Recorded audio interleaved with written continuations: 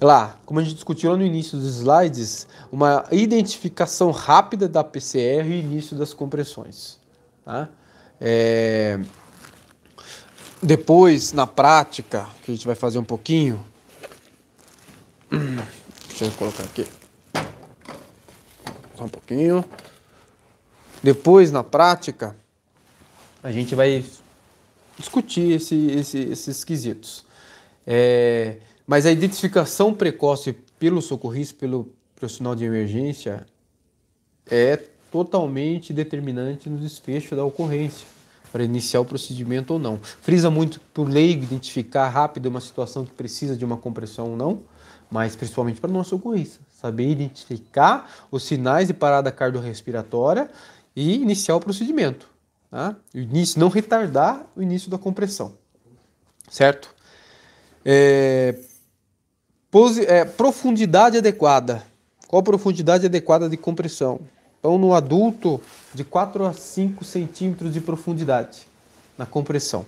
O que é interessante, fratura-se costela na compressão, no tórax. De 30 a 50% dos doentes possa ter uma fratura de costela, uma luxação de costela durante o procedimento. Tá? Não é para ocorrer, a gente temos que evitar que ocorra, mas é possível que ocorra. Tá? E lembra-se que se o paciente, o nosso objetivo, voltar à circulação espontânea com uma fratura de costela, vai ser totalmente muito complicado para o doente. Então temos procedimentos a se fazer adequadamente para tentar evitar o máximo possível essa iatrogenia, né? Esse problema a mais para o doente, fraturar uma costela, por exemplo. Um dos procedimentos adequados que realizamos para não ocorrer essa fratura de costela, essa lesão no doente durante o procedimento, primeiro no local adequado. Aonde que é feito o procedimento de reanimação cardiopulmonar? Então lá, no centro do tórax, verificou-se então que a região mais adequada é no terço inferior do externo, do osso externo. Então esse osso dentro do peito do doente chama-se osso externo, então no terço inferior seria o local que você vai fazer a compressão torácica, tá? Na linha, abaixo da linha imaginária mamilar. É difícil utilizar esse termo, porque tem diversos tipos de doentes. Então, a maneira mais correta é saber que é no terço inferior do osso externo. Tá? Vai palpar o osso externo. A hora que chegou no finalzinho do osso externo, antes de cair para o abdômen, vai ter o finalzinho, chama-se processo tifoide, esse finalzinho. Então, é mais ou menos uns 5 centímetros acima desse processo tifoide, né? 2 dedos acima. Então, esse terço inferior do osso externo é onde vai ter que ser realizada a compressão. Bom? Não fica exatamente em cima do coração? O coração ele está mais para o lado esquerdo do peito, tá? E mais ou menos nessa linha imaginária e mamilar. Mais ou menos. Mas pelos estudos, para ser. Mas não precisa ser exatamente isso. Pelos estudos estão dizendo que você comprimiu o osso externo, que ele é grandão, ele vai comprimir o coração, fazer essa compressão. E o local mais adequado de você comprimir esse osso externo é no terço inferior dele. Tá? Porque você não pode fazer a compressão mais para o lado esquerdo, senão você vai ter risco muito maior de quebrar a costela, entendeu? Então tem que ser no centro do tórax, no terço inferior do externo. Certo? Então lá. O ângulo, quem está conseguindo ver na imagem aí? Então é o ângulo de 90 graus, tá? Então ele fica um ângulo bem certinho de 90 graus. E movimentando, depois a gente vai ver na prática, movimentando só o tronco do corpo, sem movimentar o braço. Você não vai conseguir, você não vai ter força, o músculo do braço é mais fraco. Então você tem que movimentar o corpo. Entendeu? Então um ângulo de 90 graus. Qual região? Essa região da mão, região tenar e hipotenar da mão. Colocar no tórax, é a mão dominante ou a mão não dominante? Estudos chegaram à conclusão que tanto faz. Se colocar a mão dominante ou a mão não dominante primeiro. Tanto faz. Então colocou, achou o local no centro do tórax, que é no terço inferior do externo. Colocou a região tenar e hipotenar da mão. Nessa região que você identificou, que é o terço inferior do externo. Pode ser a mão dominante ou a mão não dominante. Colocou outra mão por cima. Tá? O ângulo tem que ser de 90 graus. Então o paciente está em decúbito horizontal, numa superfície rígida. O seu ângulo de compressão tem que ser no ângulo de 90 graus.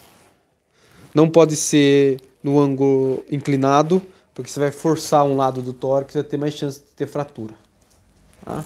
É interessante comentar com vocês se no colchão da ambulância eu vou colocar prancha ou não para fazer essa compressão. Tá? Eu acho que colchão da ambulância que é fino, não há necessidade de você colocar a prancha. Se o paciente não estiver com a prancha, evoluiu para parada cardíaca. Não tem necessidade de perder esse tempo para colocar uma prancha para fazer compressão. O colchão da ambulância não é tão grosso que vai atrapalhar essa profundidade de 4 a 5 centímetros. Tá? De 5 a 6 centímetros no adulto. Pode fazer a compressão nesse colchão mesmo. Agora, se for na residência, tiver no colchão de mola, o colchão do doente, daí vai ter que colocar ele no chão, numa superfície rígida. Então, a superfície rígida, ângulo 90 graus, no centro do tórax, no terço inferior do externo, com a região tenar e hipotenar da mão, esticada, uma mão em cima da outra. Faz movimentos com o tronco e não movimentos com o braço. Certo? Qual a profundidade adequada? No adulto, 5 a 6 centímetros de profundidade. Na criança, no bebê, 1/3 do diâmetro anteposterior do tórax da criança. É isso que diz a referência. Mais ou menos 4 centímetros, de 4 a 5 centímetros de profundidade, dependendo da criança. Tá? 1/3 do diâmetro anteroposterior. Você vai olhar o diâmetro anteposterior lateral do tórax até o dorso da criança, mais ou menos 3 partes, a profundidade vai ser uma das partes, 1/3 de profundidade, que criança vai ser de 4 a 5 centímetros. Tá? Então, para evitar essa questão de fratura de costelas, que eu estava iniciando esse entendimento, eu percebo muito, vocês também devem perceber, no atendimento que vocês vão executar, socorristas leigos principalmente, mas para nós socorristas, nós emergencistas, não deve acontecer isso. Vamos iniciar o procedimento de compressão. Eu sei que a compressão, a profundidade tem que ser de 5 a 6 centímetros no adulto. Mas que adulto é esse, né? Vamos iniciar com menos força no começo e ver quanto de força você vai ter que desprender para chegar a 4 a 6 centímetros. Ou se não, na primeira compressão sua, você vai fazer 10 centímetros de profundidade, vai quebrar umas 6 costelas já. Foi muito forte, agora eu vou diminuir a força. Daí você já provocou lesões no doente. Então, dosa a sua força no início da compressão e verifica se precisa de mais força ou não. É melhor isso do que o contrário. Você fazer muito forte, quebrar as costelas indevidamente e depois reduzir a força. Tá bom? Principalmente de idoso. Vai depender do porte do paciente. Do porte do paciente, tá? E lembrando, depois a gente vai ver na prática, que para bebê é um jeito, para criança é um jeito, adulto é outro jeito, tá? A taxa de compressão adequada. Qual é a taxa de compressão adequada? No adulto, então, se o paciente tiver em suporte básico e não tiver entubado, é 32. 30 compressões, 2 ventilações. 30 compressões, 2 ventilações. Criança, se tiver com 2 socorristas, crianças e bebê, 15 compressões com 2 ventilações. Né? Criança, se você tiver sozinho, 1 socorrista. Oi? Usa-se a ventilação Usa. Nós estamos falando agora de parada cardiorrespiratória, mas é boa sua pergunta. Eu vou considerar, no momento que for legal considerar, a questão do Covid. Parada cardiorrespiratória em paciente que não tem suspeita de Covid é uma parada cardiorrespiratória. 32 ventilações.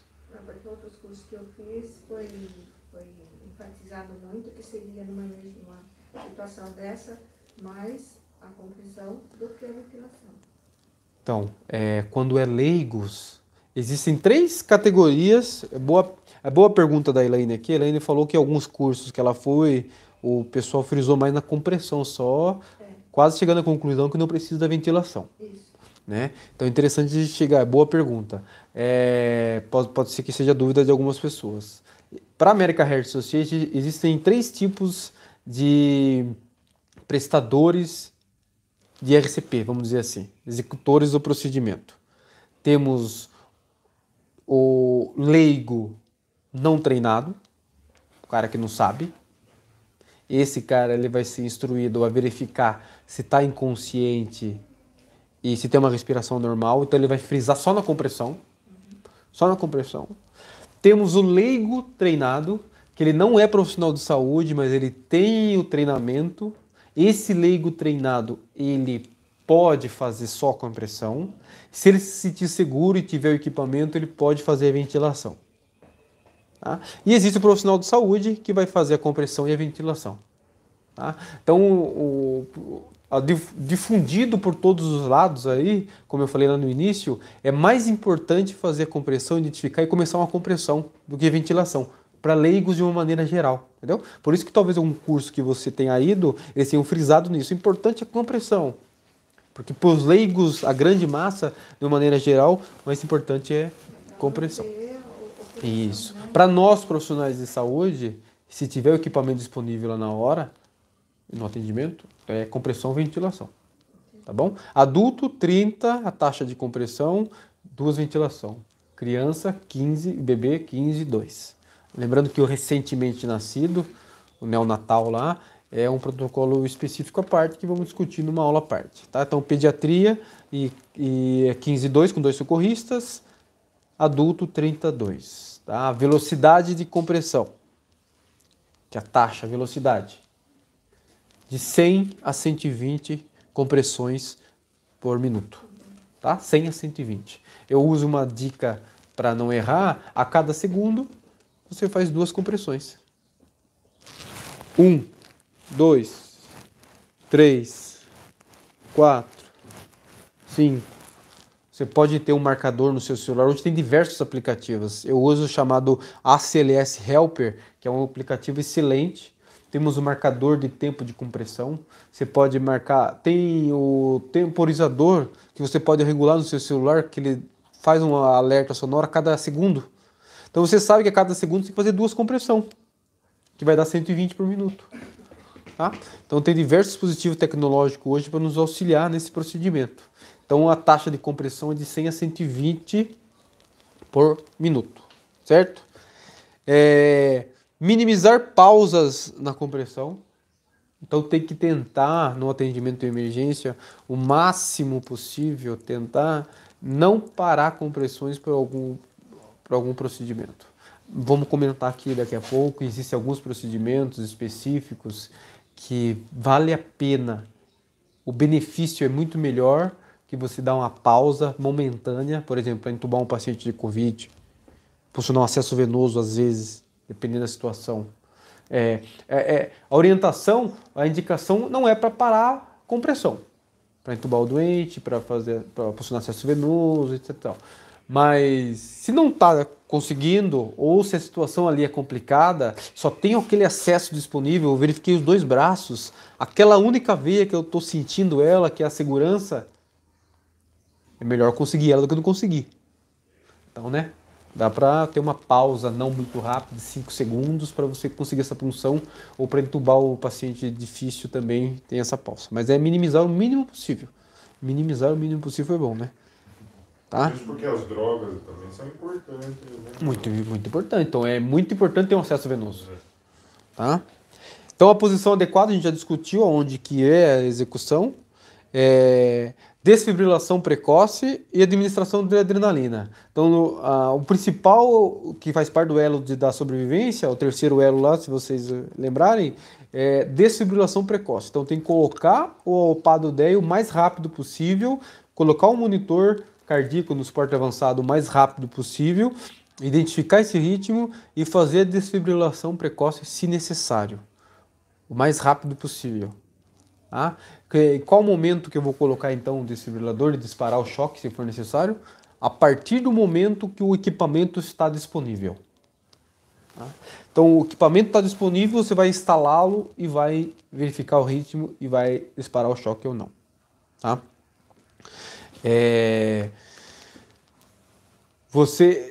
A questão do DEA, por exemplo, ou do monitor, como eu disse, ele tem que ser instalado o mais rápido possível, identificado o ritmo, mas nesse tempo de pegar o equipamento ou de preparar o equipamento, não vou comprimir o tórax? Não. Comprimo o tórax, mesmo que esteja do lado do DEA, não vai ter que instalar, então estou comprimindo, abro o DEA, arrumo as pás, a hora que você estiver pronto eu paro e instalo. Tá? Porque a reserva de oxigênio vai ficar maior, mais tempo. O ritmo de fibrilação fica mais tempo com a compressão. O Erickson pergunta. Desculpa. Chola. Totalmente o que é DEA? DEA é o desfibrilador externo automático. Tá? A gente vai colocar ali especificamente. Então, DEA e cena segura. O Erickson perguntou do local com chuva, para você instalar o DEA é seguro? A pergunta aqui do Rodrigo, não sei se vocês escutaram, se aqui no grupo? Ah, tá. Se local de chuva é adequado. Então, assim, a gente tem até um quesito ali embaixo que escrito roupa molhada nos slides aí. Roupa molhada, vai pensar na temperatura do doente, não é pelo molhado, propriamente dito, né? Mas pela temperatura e hipotermia que você vai prevenir durante o procedimento. Então, o seu paciente está afogamento ou tomou chuva, alguma situação em PCR, durante o procedimento vai ter que tirar essa roupa molhada dele e promover o aquecimento do paciente durante o procedimento. E o local que ele vai estar também tem que ser pensado, por ele estar numa poça d'água, por causa da hipotermia, mas não necessariamente por causa do choque. Não tem problema na chuva atender. Ele é impermeável, tem que só verificar o seu aparelho, a maioria deles são impermeáveis, o desfibrilador. Tá? Só confirmar essa questão, se ele pode ficar tomando chuva ou equipamento. Para o atendimento em si não tem problema. Tá? Na hora que for disparar o choque, vai estar todo mundo afastados e o choque vai caminhar de uma pá para outra. As ondas. Tá? E vai estar todo mundo afastado. Tá bom? Então não tem problema. Bom, então lá, eu estava falando de desfibrilação precoce e administração da adrenalina. Então, assim, o DEA tem que ser instalado a partir do momento que ele estiver disponível, né, imediatamente, para ser feita a leitura e, se for o caso, disparar o choque. Administração da adrenalina. Se o ritmo não for chocável, recomenda-se a adrenalina ser administrada o mais rápido possível. Tá? É aceitável até 5 minutos de procedimento ter um acesso disponível e administrar a adrenalina. Quanto mais rápido, melhor. Mas é aceitável 5 minutos de procedimento para o suporte avançado de vida, propriamente dito. Tá bom? Que mais? Reconhecer que todos os eventos de parada cardiorrespiratória não são idênticos. Isso é interessante, porque cada situação é diferente uma da outra.